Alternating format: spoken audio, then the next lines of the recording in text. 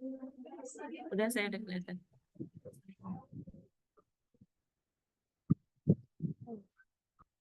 Assalamualaikum warahmatullahi wabarakatuh.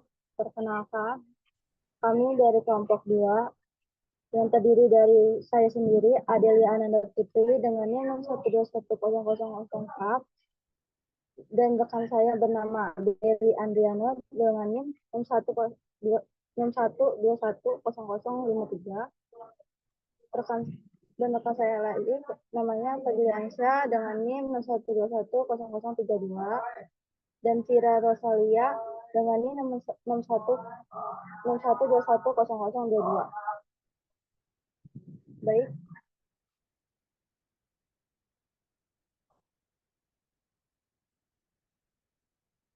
Baik, saya akan menjelaskan materi selanjutnya tentang audit dibayar di muka. Audit dibayar di muka merupakan biaya dibayar di muka merupakan bagian dari aset perusahaan dari kelompok aktiva lancar yang klaimnya jatuh pada pihak tertentu dan pelunasannya bisa dalam bentuk claim up. Karena itu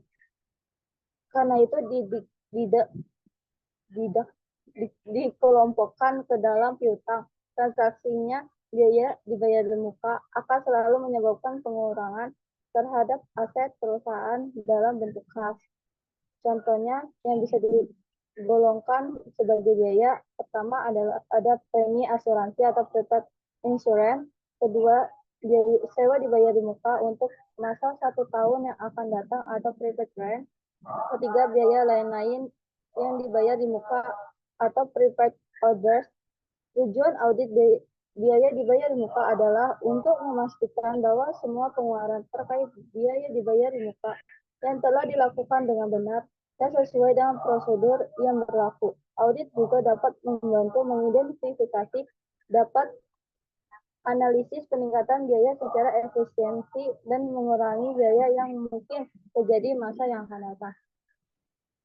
Untuk materi selanjutnya, untuk Fadliansyah, tepat dan waktu saya persilakan.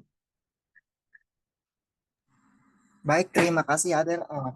Selanjutnya materinya adalah perbedaan antara piutang dan biaya dibayar di muka.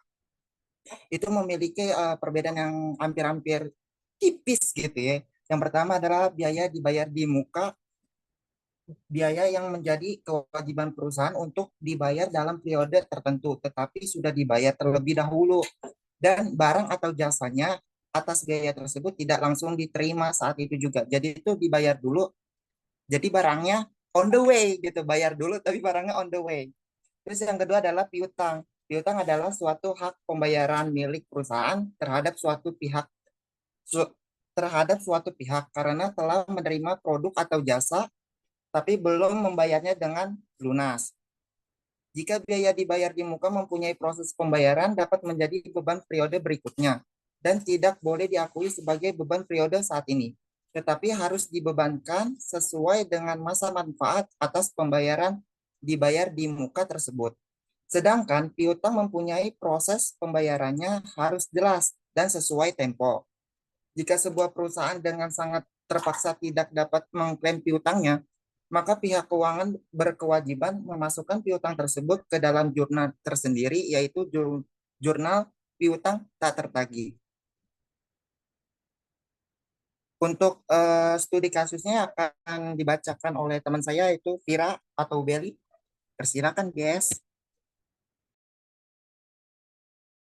Oke, terima kasih Fadli. Nah, selanjutnya itu ada studi kasus pada tes Seroja selama 2016. Pada tabel tersebut terdapat rincian atau schedule mengenai rekening atas biaya bayar di muka yang telah dilakukan oleh PT Seroja selama tahun 2016. Terdapat 4 transaksi yang telah dibayar secara di muka oleh PT Seroja. Yang pertama itu ada gedung kantor pusat beralamat di Jalan Jenderal Sudirman nomor 20 Jakarta Pusat. Nah, untuk masanya itu selama 2 tahun terhitung dari tanggal 1 Januari 2015 sampai dengan 31 Desember di 2016. Terus tanggal awal pembayarannya itu jatuh pada tanggal 2 Januari 2016 sebesar 2005. Itu ada rumah direksi yang beralamat di Jalan Damai nomor 2 sampai 25 Jakarta Pusat. Untuk masnya sendiri yaitu selama 6 bulan terhitung tanggal 1 Maret 2016 sampai dengan 31 Agustus 2016 dengan nomor bukti 15 garis miring 3 garis miring 16 sebesar 180 juta dan 2 gedung dengan alamat yang berbeda serta jumlah pembayaran yang berbeda. Untuk rincian schedule rekening biaya dibayar di muka dengan gedung kan pusat yaitu periodenya kan dimulai dari 1 Januari 2015 sampai dengan 31 2016. Nah, untuk saldo awalnya yaitu tadi jumlah dibayar pertama di tanggal 2 sebesar 225 juta rupiah. Untuk pembayaran di tahun 2016-nya jatuh pembayaran pertama itu di tanggal 2 Januari 2016 dengan bukti BK 02 garis miring 1 garis miring 16 sejumlah saldo awal tadi 225 juta rupiah. Nah, untuk sewa per bulannya itu berubah menjadi 9.375.000. Nah, itu tuh dapatnya dari pembagian saldo awal 225 juta rupiah dibagikan dengan 24 bulan. Kenapa baginya dengan 24 bulan? Karena terhitung dari periode untuk gedung kantor pusat sendiri itu kan di tanggal 1 Januari 2015 sampai dengan 30 Desember 2016. Jadi terhitungnya tuh 2 tahun kan. Nah, jadi si 225 itu dibagikan dengan 24 bulan hasilnya jadi 9.375.000 dengan sewa untuk per bulannya. Nah, bergeser ke kolom sebelah itu ada dibebankan sebagai biaya di tahun 2016. Nominalnya juga berganti menjadi 112.500.000 rupiah. Nah, itu tuh bisa dapat segitu itu dari 9.375.000 rupiah untuk sewa per bulan itu dikalikan dengan 12 bulan. Kenapa 12 bulan? Karena di situ keterangannya dibebankan sebagai biaya untuk tahun 2016 saja. Jadi dari tanggal 1 Januari 2016 sampai dengan 31 Desember 2016 dikalikan dengan 9.375. Jadi hasilnya 112.500. Selanjutnya untuk rumah direksi dengan periode yaitu 1 Maret 2016 sampai dengan 30 Agustus 2016 selama di tahun 2016 dengan saldo awalnya yaitu 180 juta dan jatuh pada tanggal pembayarannya yaitu 5 Maret 2016. Bukti pembayarannya yaitu BK 15 garis miring 3 garis miring 16. Nah, untuk sewa per bulannya sendiri berubah menjadi 30 juta rupiah. 30 juta rupiah itu didapat dari pembagian awal sebesar 180 juta dibagikan dengan 6 bulan menjadi 30 juta. Untuk biaya yang dibebankan pada tahun 2016 itu kembali berubah menjadi 180 juta. 180 juta itu didapat dari sewa per bulan sebesar 30 juta dikalikan dengan 6 bulan. Yaitu jadi hasilnya 180 juta. Nah, untuk perhitungan 2 gudang dengan alamat yang berbeda dan jumlah berbeda itu dibacakan oleh pemateri selanjutnya. Kepada Belly, saya waktu dan tempat dipersilahkan. Baik, terima kasih Pira. Sini saya akan tentang kertas kerja biaya di audit biaya di muka. Selanjutnya saya akan membahas tentang gudang yang periodenya tanggal 1 bulan 6 tahun 2015 sampai dengan tanggal 31 bulan 5 tahun 2016. Saldo awal per tanggal 1 bulan 1 tahun 2016 sebesar 36 juta. Lalu pembayaran tahun 2016 per tanggal 15 bulan 6 tahun 2016 dengan nomor bukti 35/4 garis miring 16 sebesar 36 juta rupiah. Lalu di sini ada sewa per bulannya sebesar 3 juta yang dibagi dari 36 juta dibagi dengan 12. Karena ada 12 bulan selama 1 tahun, lalu biaya yang dibebankan sebagai biaya tahun 2016 sebesar 21 juta. Lalu kasus berikutnya pada gudang juga per periode tanggal 1 bulan 10 tahun 2015 sampai dengan tanggal 31 bulan 3 tahun 2016. Saldo awal per tanggal 1 bulan 1 tahun 2016 sebesar 21 juta dengan pembayaran tahun 2016 per tanggal 10 bulan 10 tahun 2016 dengan nomor bukti 52 garis miring 5 garis miring 16 berjumlah 21 juta. Lalu ada sewa per bulannya sebesar 3.500.000. Lalu ada biaya dibebankan sebagai biaya tahun 2016 sebesar 10.500.000 rupiah.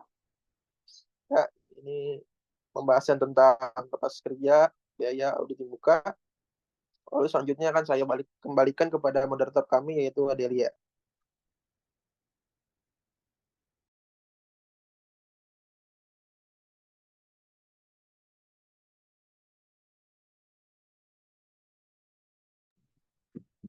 Baik, panel materi sudah selesai. Apabila ada pertanyaan atau saran, tepat dan waktu kami persilakan.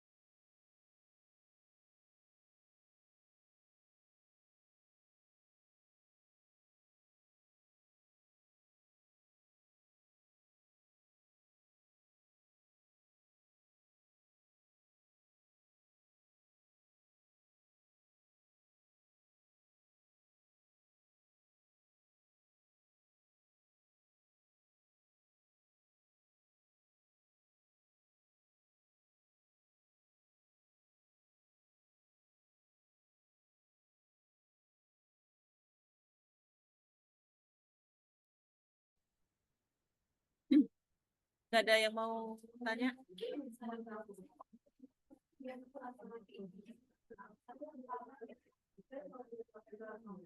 Nggak ada pertanyaan kelompok lain? Oke, materi makalah yang kelompok 2 juga belum bikin ke Ibu ya? Ya Bu, bentar saya kirim. Oke, kirim dulu nanti Ibu pelajari ya saya. Soalnya Ibu belum dapat materi dari kalian. Nanti kalau ada pertanyaan atau revisi dari Ibu, nanti Ibu share di WA grup aja ya. Oke. Baik Bu. Ada yang mau ditanya? Cukup Nggak ada. Ibu. Oke. Ibu mau ada perlu juga. Oke, kalau tidak ada pertanyaan. Oh, Ibu lupa mau masukkan sedikit dari kelompok ini. Tadi ada beberapa, kalian kan ada 4 ya? Ada 4 rapat anggota ya. Tadi masih ada beberapa yang pada saat presentasi itu kelihatan membaca gitu loh. Jadi biarpun ibu nggak ngeliat, ibu dengernya tuh kayak ketukannya tuh baca gitu loh, bukan kayak lagi nerangin gitu. Nah itu berasa banget tuh. Terus seperti yang ibu bilang, sering ibu bilang bahwa ini tuh biarpun kelompok, tapi nilainya tetap nilai individu. Jadi ibu nilainya dari masing-masing kalian, dari menerangkan caranya, terus apakah kalian sudah memahami atau cuman baca itu berasa. Terus tadi kayak pembagian materinya juga kayaknya kecepatan tuh. Kayak tadi si Fadli baru ngomong beberapa, tiba-tiba udah, iya saya serahkan ke, oh udah selesai gitu. Jadi kayak, oh cuma sedikit ya porsinya, itu doang sih. Selebihnya nggak ada masalah. Oke-oke aja. Udah, kalau tidak ada masalah, Ibu akhiri pertemuan di sini. Terima kasih. Maaf kalau ada salah kurang dari Ibu. Assalamualaikum warahmatullahi wabarakatuh. Selamat siang semuanya. Waalaikumsalam warahmatullahi wabarakatuh. Makasih, Bu. Sama-sama. Terima kasih, Bu.